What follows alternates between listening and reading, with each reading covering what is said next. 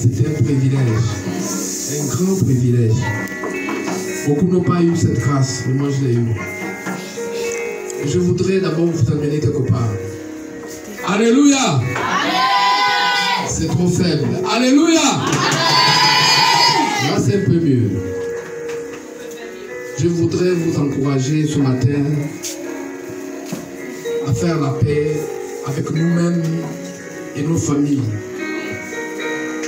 Pas parce qu'on est chrétien qu'on doit souvent s'attacher aux frères en Christ en oubliant nos familles. Nous avons mis le monde. C'est pas normal.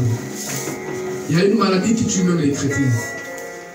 Et que les chrétiens, certains chrétiens, ils l'ont ça. Est-ce que vous connaissez la maladie qu'on appelle l'amertume? Vous connaissez ça?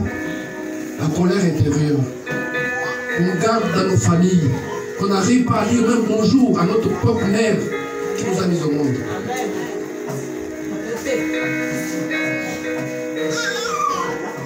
Beaucoup sont attachés.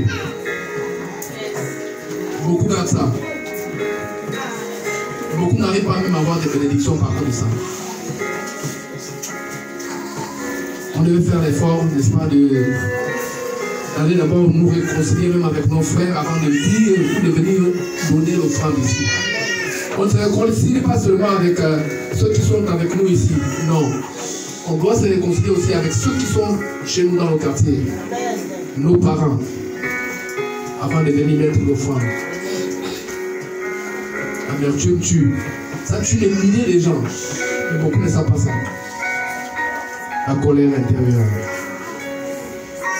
Je voudrais m'adresser à une personne ce matin.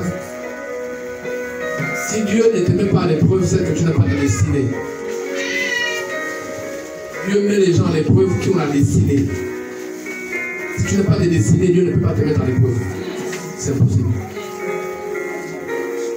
Tu as été frustré, quelqu'un t'a offensé, c'est que tu as une destinée. Parce que Dieu t'a mis à l'épreuve pour te prouver que tu es capable de ne pas de surmonter certaines épreuves encore qui viendront peut-être plus que ça.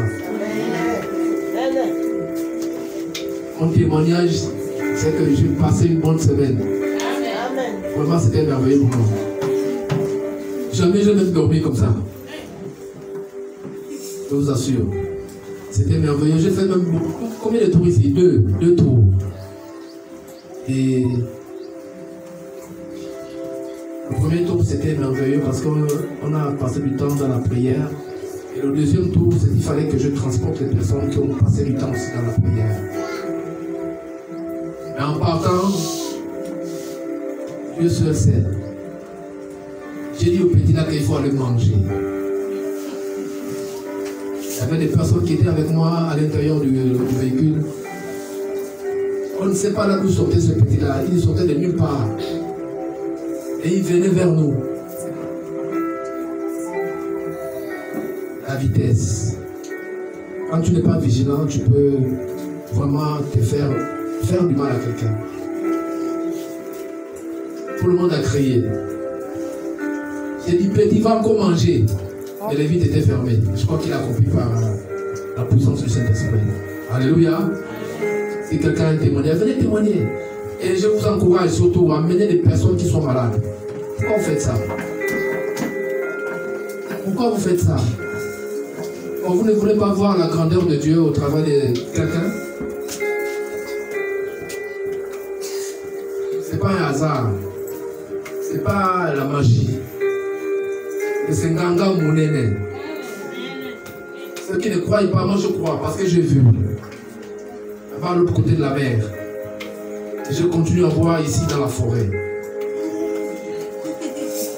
Dans les montagnes, les plateaux. Ceux qui ne croient pas, nous sommes en train de partir. Alléluia. On n'est pas parlé encore là.